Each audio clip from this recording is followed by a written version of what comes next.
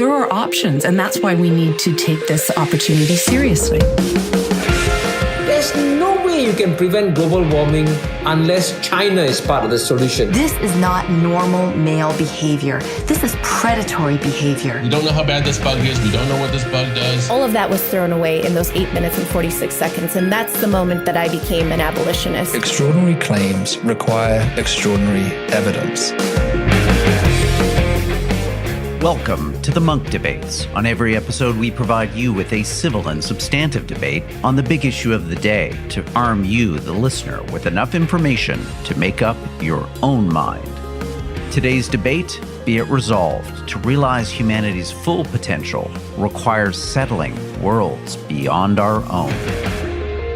NASA's upcoming Artemis mission will mark a significant milestone in U.S. spaceflight history when it lifts off in late 2024.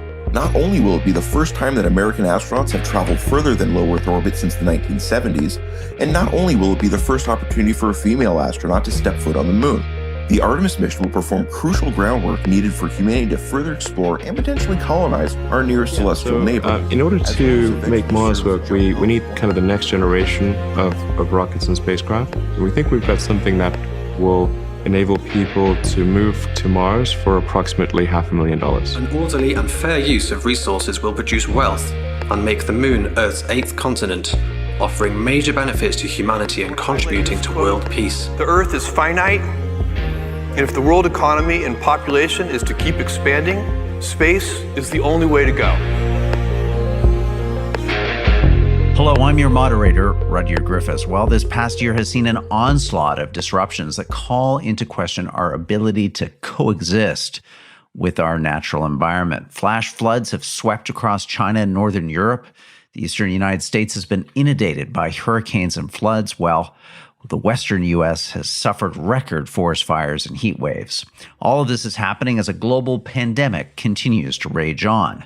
The seeming growing instability and threats plaguing planet Earth has some of us asking if we need to start looking for a plan B to ensure the survival of humanity. A growing movement of astrophysicists, biologists, and space billionaires are doing just this, imagining that humanity's long-term salvation lies off-planet. Supporters of space exploration argue that we are at the beginnings of a new stage of technological revolution and development that puts the possibility of leaving this world for others tantalizingly within our reach. There are really two fundamental paths. History is going to bifurcate along two directions. One path is we stay on Earth forever, and then there will be some eventual extinction event. I don't have an immediate doomsday prophecy, but it's eventually, history suggests there will be some doomsday event. The alternative is to become a spacefaring civilization and a multi-planet species, which I hope you would agree that is the right way to go. But detractors of the plans to settle space dismiss it as an immeasurably expensive and unattainable fever dream. For critics of going galactic, it would be far more prudent to invest the scarce time and resources that humanity currently has into fixing the real and urgent problems here on Earth, the only known terrestrial body that hosts life. Beyond the massive technological achievements required, there are simply too many unknowns about how and where life originated on this planet and in the rest of the universe to assume that it can survive in an inherently cruel and threatening solar system and cosmos. People are saying, oh, this is like the era of the great explorers. No, it's not. Columbus could breathe the air when he got off his ship. He could fix his ship because the trees in the New World were made out of wood, just as they were in Europe. On Mars, you can't do that. On this installment of the Monk Debates, we challenge the essence of these arguments by debating the motion, be it resolved, to realize humanity's full potential requires settling worlds beyond our own.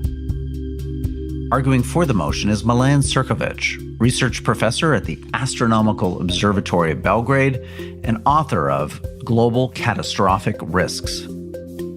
Arguing against the motion is Lord Martinom Risom, Astronomer Royal and former president of the Royal Society. He's the author of a number of internationally best-selling books, including On the Future, whose updated paperback edition is due out this October, and The End of Astronauts, due out March 2022. Milan, Martin, welcome to the Munk Debates. Hello. Hello. This is a terrific debate for us to be having today, a kind of nice breakaway from everything COVID-19 related. Our debate motion, be it resolved, to realize humankind's full potential requires settling worlds beyond our own. Martin, you're arguing against our debate resolution. Let's hear your opening statement. I think we've got to have semantics to start with, because the question is whether we're talking about humankind or the future of intelligence. As astronomers, we realize that the time lying ahead is probably longer than the 4 billion years which has elapsed for Darwinian evolution. And therefore, if we think far ahead to when the Earth dies, still more to when the cosmos dies, we're talking about entities which are not human, they're post-human, and maybe as different from us as we are from slime mold. So if we look that far ahead, then I'm prepared to accept that there's something in the resolution. But if we really, by we, mean humans, entities which are flesh and blood like us, I strongly disagree with the motion.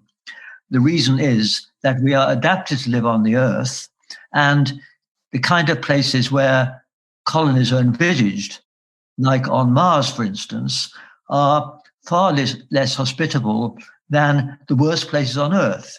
So to live on Mars is worse than living on the ocean bed, on the top of Everest, or at the South Pole. So it would take many, many thousands of years to terraform Mars to make it habitable. And by that stage, I believe that genetic modification would have changed humans into a different species anyway. So as long as humans are human, I genuinely don't believe that we will have any reason to emigrate. And I would go further and say that it is a dangerous delusion to think that we can escape the Earth's problems by going to Mars, because dealing with climate change, though a big challenge, is a real doddle compared to terraforming Mars. So my view is that we are adapted to Earth. It's our only home. I may agree that we ought to perhaps export heavy industry into space, but the mass emigration from Earth to another planet, still less going beyond, is not for humans. It may be for post-humans who are maybe electronic and certainly very different from us. So for that reason, I think we as humans are destined to live out our lives and develop our civilizations here on Earth. Thank you, Martin. These are big questions, and I really look forward to unpacking all of them as we continue this debate and conversation. Now an opportunity to hear the other side of our debate today.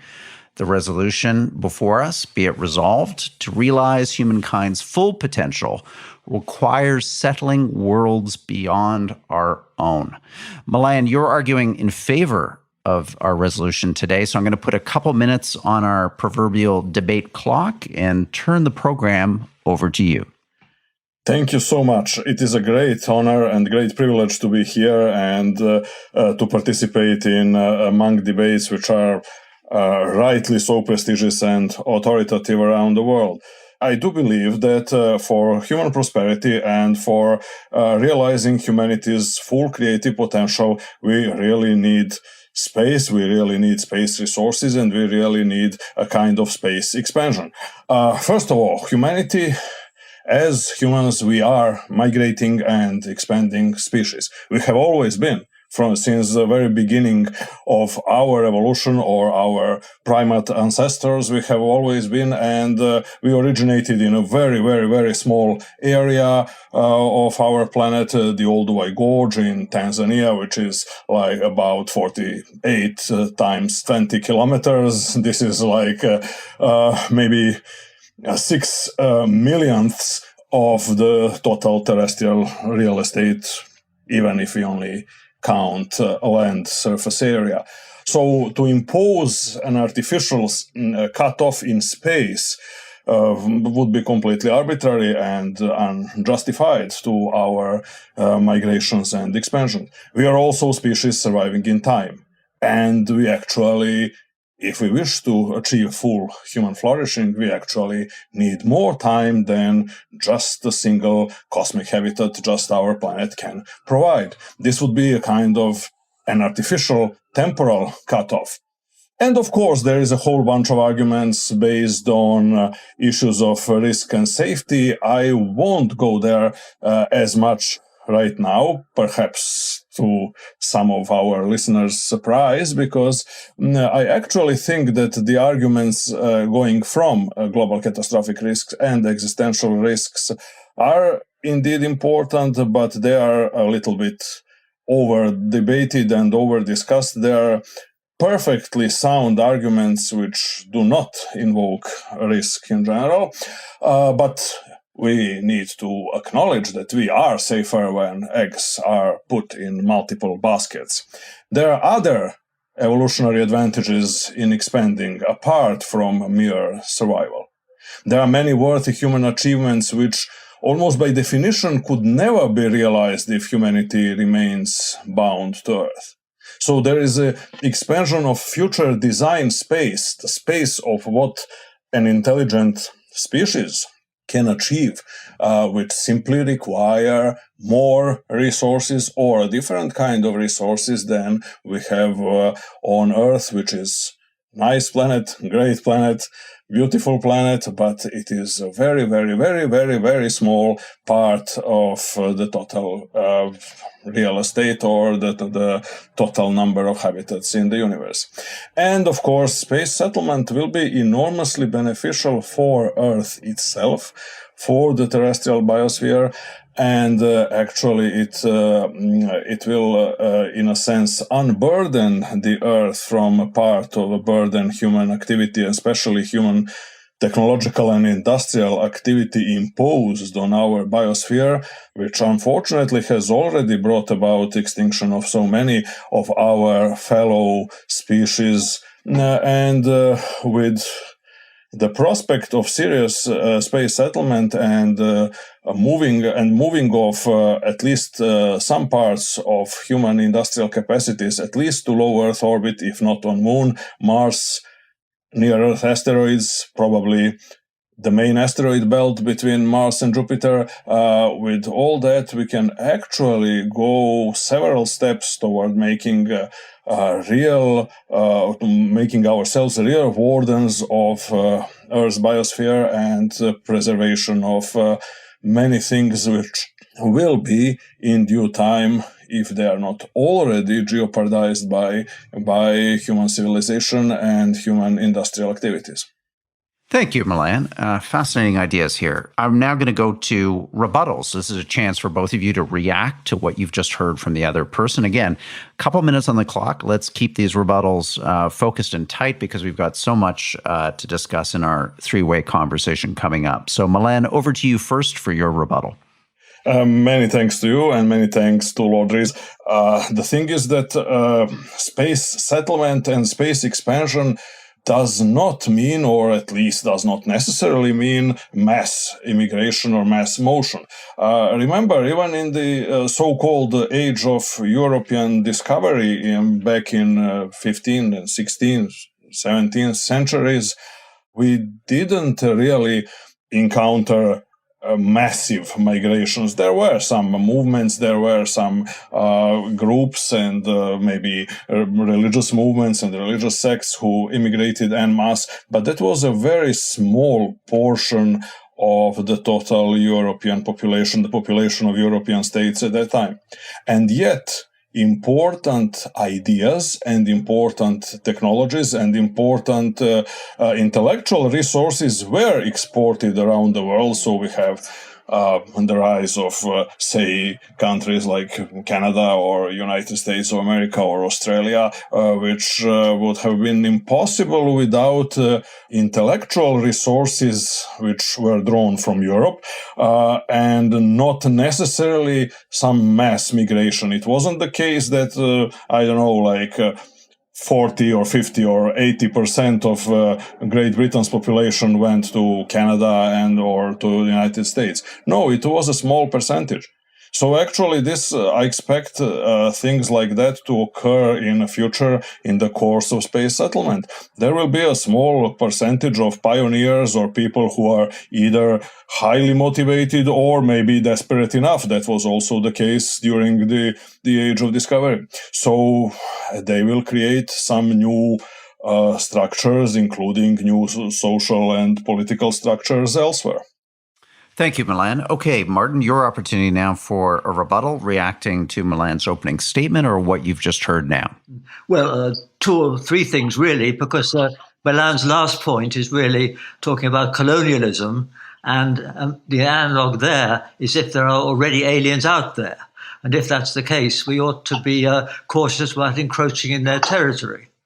But the more important point I want to make is that we need to distinguish these different timescales. It's true that we have a civilization which has existed for a few millennia. It has taken humans as a species several hundred millennia to emerge. But it has taken 4 billion years for us to evolve from the primordial protozoa, which started life by Darwinian selection. As I said in my earlier statement, the Earth has at least as long ahead of it, and the universe may be an infinite amount. Moreover, this future evolution will be far faster than Darwinian selection. It'll be what I like to call secular intelligent design, where creatures, maybe flesh and blood to start with, but maybe eventually organic or electronic, they will design their progeny to adapt to these alien environments. And when that happens, I can well imagine that some of those progeny will be adapted to live elsewhere than the Earth, maybe in empty space if they don't need gravity or an atmosphere. So on that timescale, there may well be intelligence living far beyond the Earth. But they would not, I would say, be humans. And for humans, the Earth is going to be a sort of nature reservation, which is the one place to which they are adapted. Hi, Rudyard Griffiths here, your host and moderator. I have a favor to ask you. Please consider becoming a Monk member. Membership is free and you get access to a series of great benefits, including a 10-plus year library of some of our best debates, dialogues, and podcasts. You also get a free monthly newsletter featuring the debates that we're watching around the world. And you get a specially curated Friday weekly Monk members only podcast that focuses on the big international events and trends shaping our world. All of that, again, free at www.monkdebates.com. I hope you'll consider joining and becoming part of our community. Now, back to our program.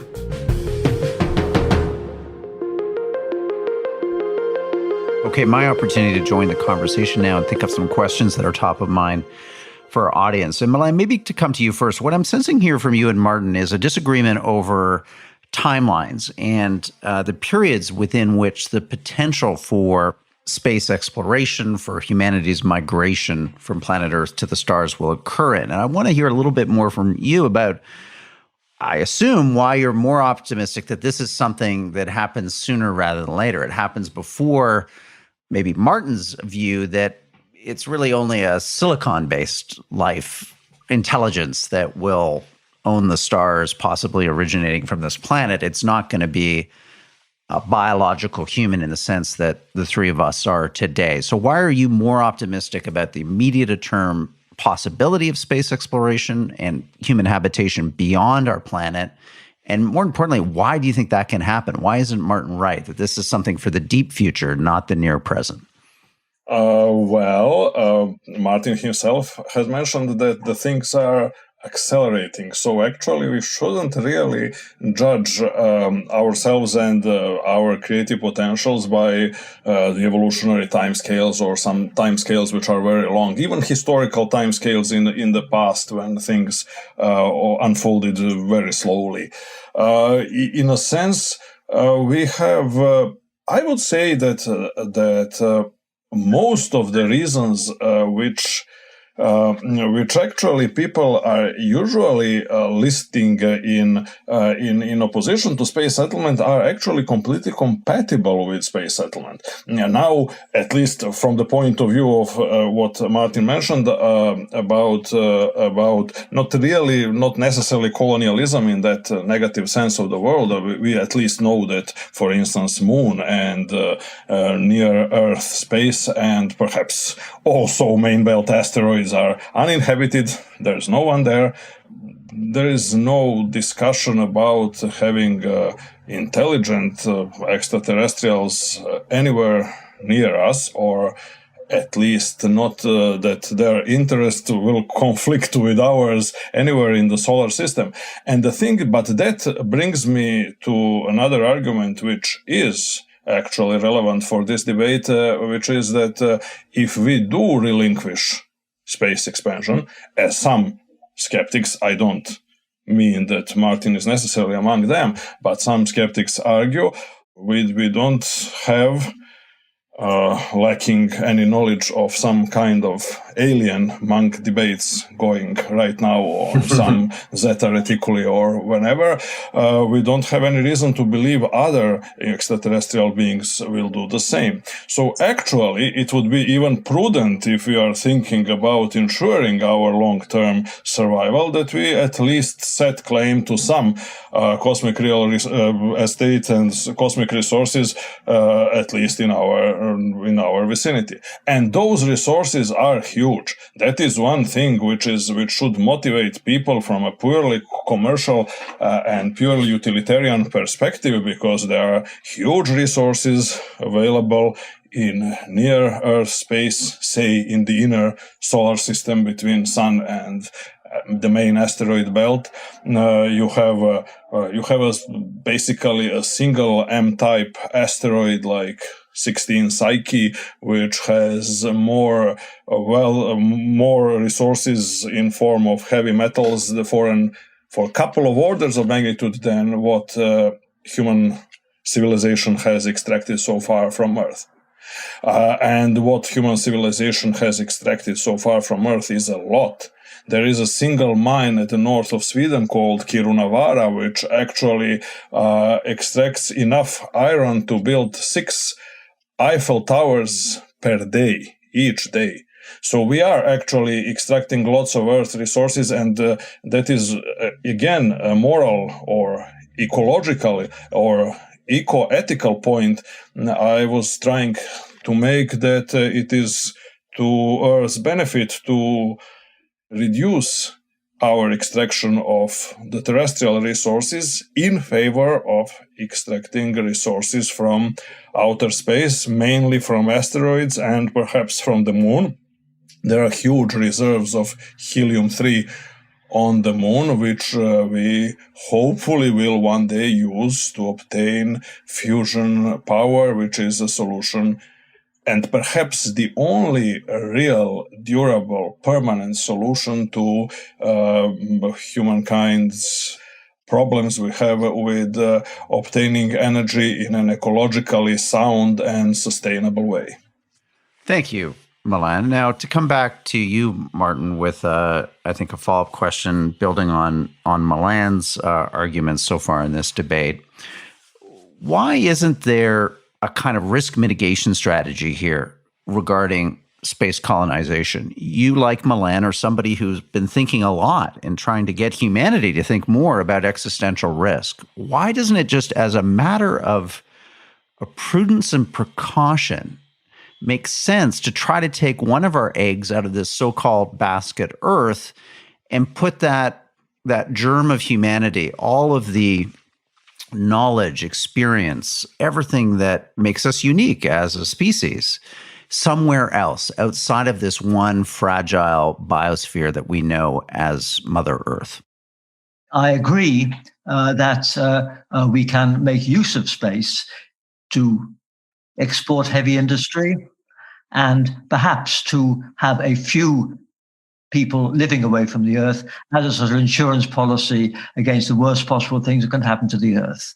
But so long as we remain as humans, with the same physiology and the same attitudes. I don't think any of these habitats is going to be as attractive as living on the Earth. People don't want to live at the South Pole. They won't want to live in a colony on Mars. I don't think they'd want to live in one of these massive space colonies, which Bezos and O'Neill have envisaged. So I think the Earth is the favored habitat, and people will not want to live in large numbers in these other places. And that's why I do think that it is going to be the post-humans who do this colonization. But to turn again to timescales, I think that post-humans may exist within 1 millennium by genetic modification and a few generations, and it would take longer than that to terraform Mars and to build these vast colonies in space. So I think humanity will have changed on a shorter timescale than building these large engineering constructions elsewhere in the solar system. And of course, if we can have those big changes in 1,000 years, then think of what could happen in 1,000 million. Indeed, we can't envisage it at all. So we have no idea whatever of what things will be like in the far future. Yeah, thank you, Martin.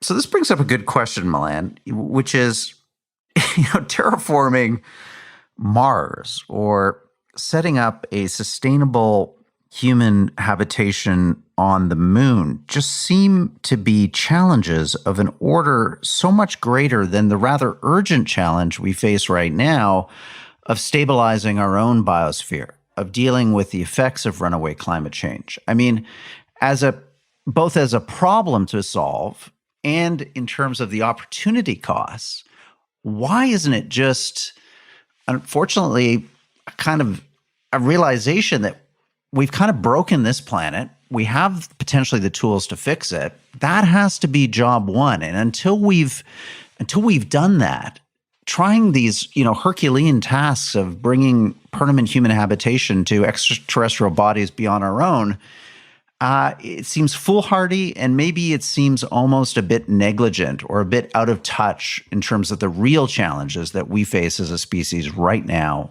on this planet.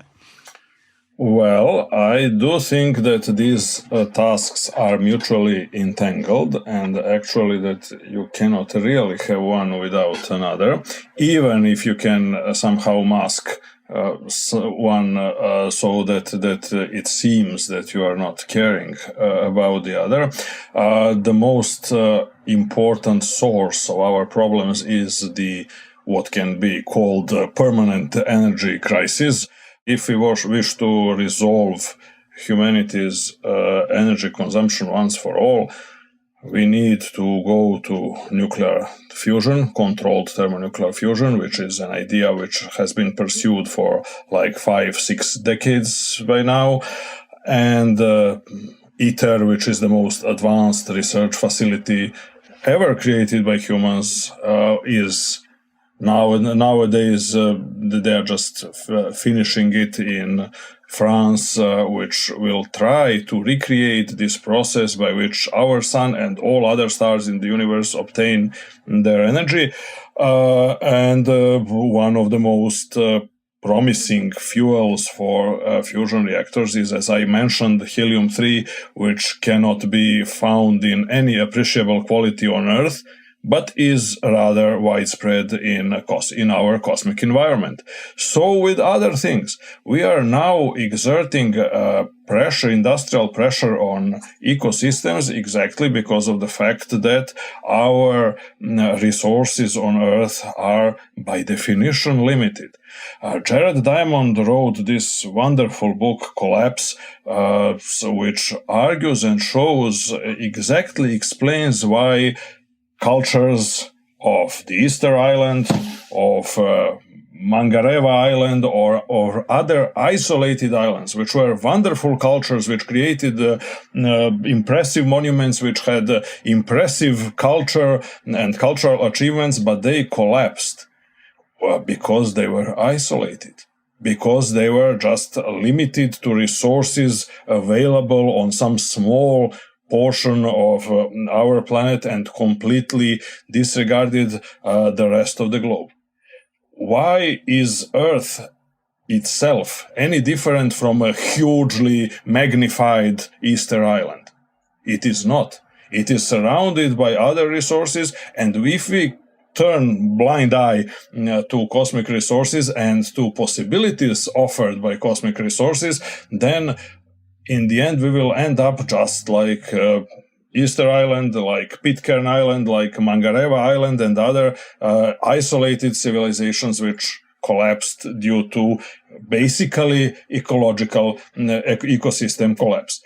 And that's the same, this is basically the same drive which probably, although we cannot have any empirical proof of that, which motivated our ancestors to migrate from this small, minuscule part of East Africa to cover almost the entire land area of the globe. So Martin is correct that people don't want to live in Antarctica or on Mount Everest, but I wonder whether if we asked our ancestor, that guy who lived in what is present-day Tanzania like a couple of million years or even like 500,000 years ago, whether he would like to live in Tibet or in Japan or in, I don't know, Amazon or in Alaska or in Canada, for that matter, I am not sure that he would be looking forward to that prospect. We think that our tastes, our perspectives, our culture shapes everything, and we think that we are the best representatives of humanity as a whole, but we are probably not. And so, actually, people were willing to endure moving to some very unpleasant for them places in the end, for various reasons, but this is what brought us today where we are. So, Martin, Milan brings up this interesting idea now and earlier in this debate that there's just something about our spirit, our culture as a species. We are driven to explore. So an argument almost of inevitability here. Because we can, we will.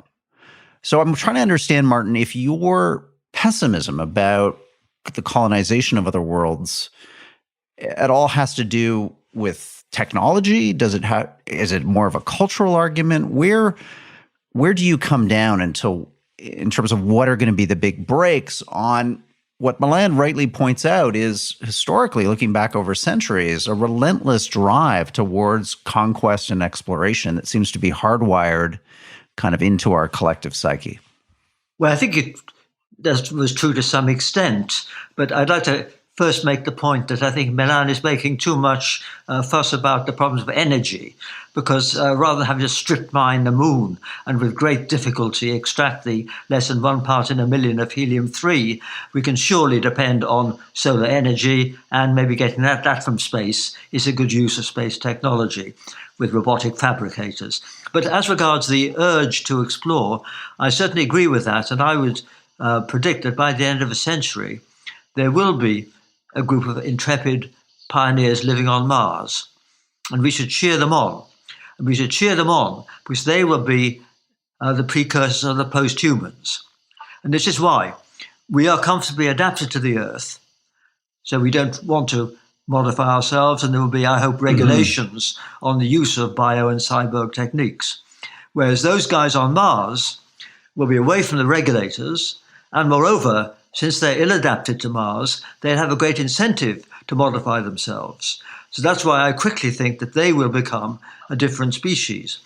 And that different species will have mentalities we can't predict, even if they're flesh and blood.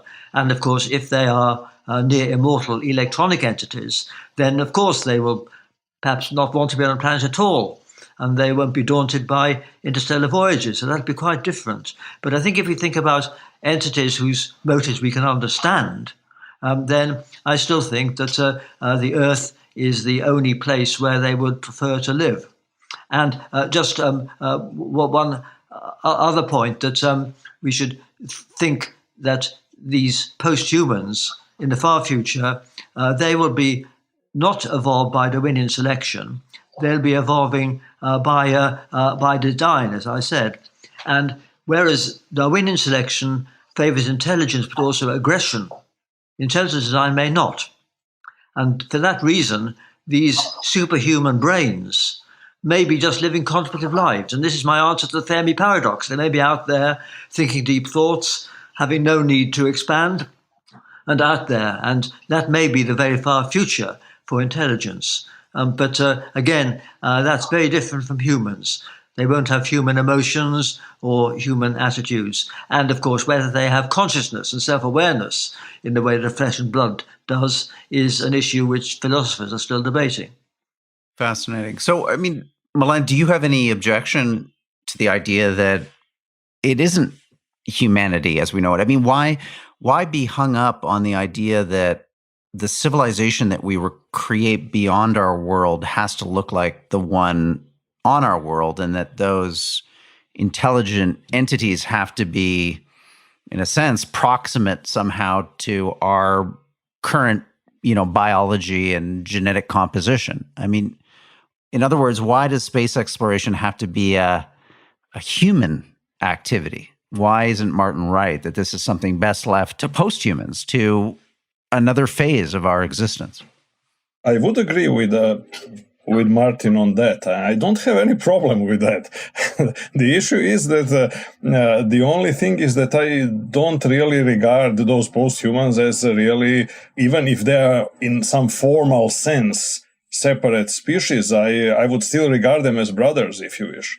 I still think that we need to adopt morality which is as inclusive as possible. And I think that we have a whole bunch of ethical arguments actually in favor of that and of space settlement in general, if one subscribes to a kind of life-centric, or even, if you wish, mind-centric or psychocentric ethics, which actually puts some large and intrinsic moral value on life and mind, that immediately leads one to conclude that we have moral duty to spread life and mind over non-living matter.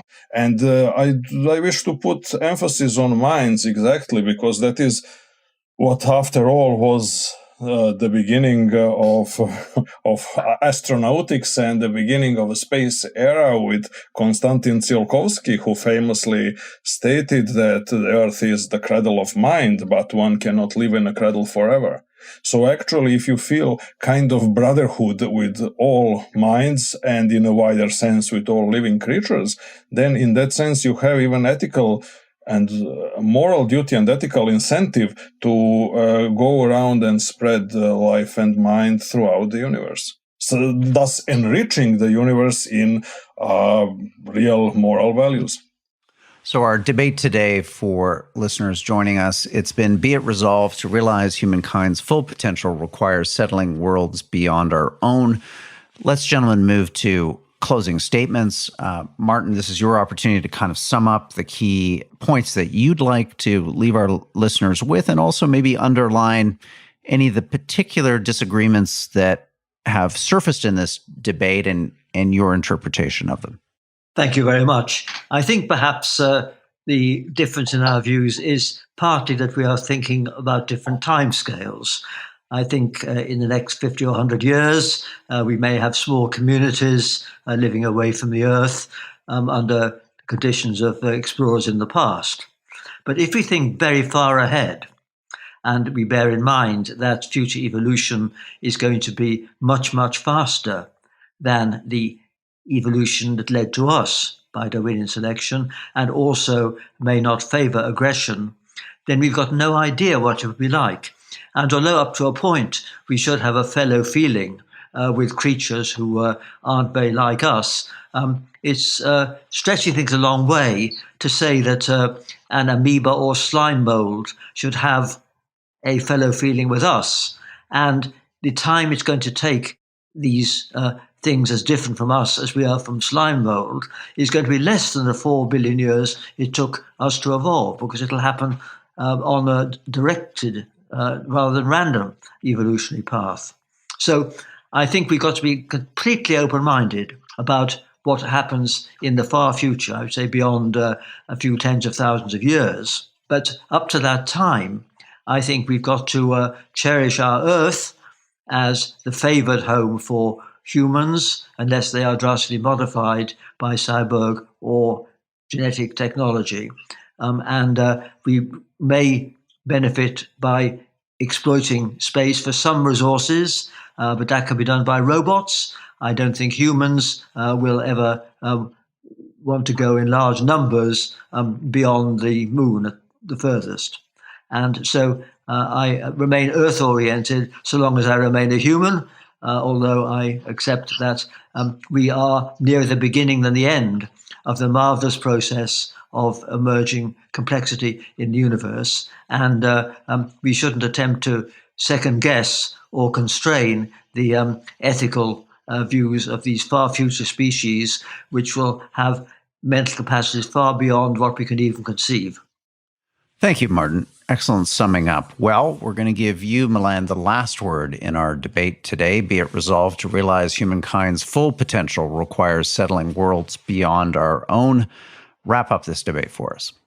Many thanks. I would encourage any of our listeners to take up Martin's book, which is To Own the Future. I agree that in one sense, space exploration and space settlement will lead us into post-human future, but I don't see anything particularly dangerous, risky, or repulsive in it in general. So I tend also to agree with Martin that future non-human intelligence emerging through non-Darwinian evolutionary processes will be rather more benign and less aggressive and less burdened by this evolutionary baggage of our past. So in one way or another, utilization of space resources, our exploration of space, and space settlement in one way or another, it need not be a kind of massive movement, massive emigration,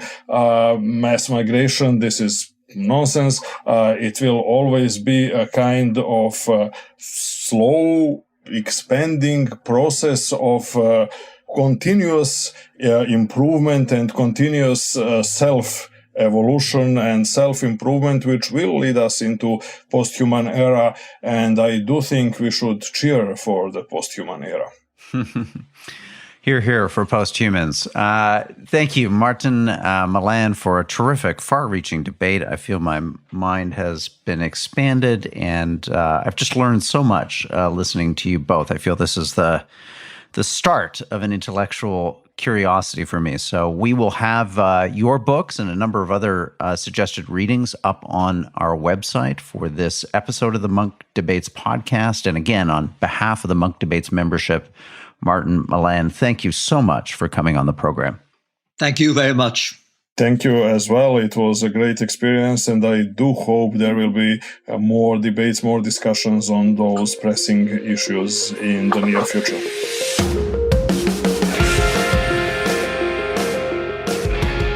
Well, that wraps up today's debate. I want to thank our participants, Milan and Martin, for a fabulous debate. So many interesting ideas to unpack and think about. Again, greatly appreciated on behalf of the Monk community. If you have feedback or reflections on what you've just heard, send us an email to podcast@munkdebates.com. That's MUNK, debates with an S.com. Do you think we should go off-planet as a species? Is it even possible? If it is, what are the risks and opportunities involved? We want your feedback. It's always great to know what you think of what we're doing on this program. Also, as a reminder, if you're listening right now at any time, you can catch our Monk Members Only podcast. It's a regular Friday program that looks at the big issues and ideas shaping our world, and it's available to you free as part of our complimentary Monk membership. You can access that membership right now at www.monkdebates.com/membership. To listen to more debates on everything from climate change to religion to geopolitics to the future of human progress, visit our website, monkdebates.com. And thank you for lending your time and your attention to our effort to restore the art of public debate, one conversation at a time. I'm your host and moderator, Rudyard Griffiths. The Monk Debates are produced by Antica Productions and supported by the Monk Foundation. Jacob Lewis is the producer. Abhi Raheja is the associate producer. The Monk Debates podcast is mixed by Kieran Lynch, and the president of Antica Productions is Stuart Cox.